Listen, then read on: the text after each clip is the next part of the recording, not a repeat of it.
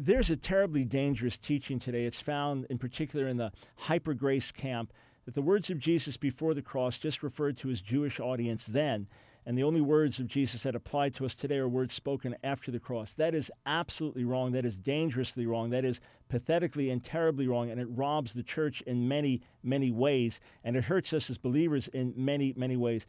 Matthew 24:35, Jesus said, "Heaven and earth will pass away, my words will never pass away." Matthew 28:19, the Great Commission, "Go and make disciples of the nations, teaching them to observe everything I've taught you."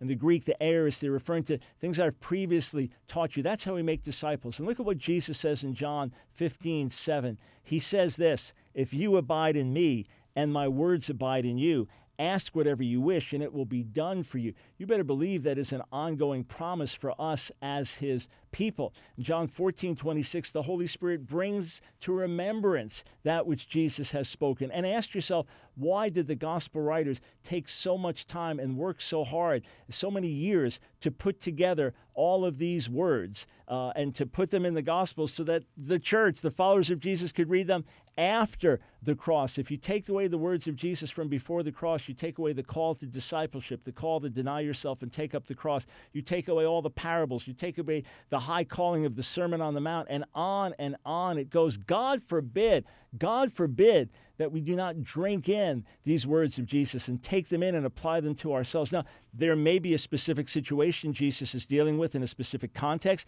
and that needs to be rightly applied. There may be a rebuke of religious leaders in a certain context. That needs to be rightly applied. But that which Jesus is saying to his disciples, that's ours. That's ours. Not only is it ours, God expects us to live by it.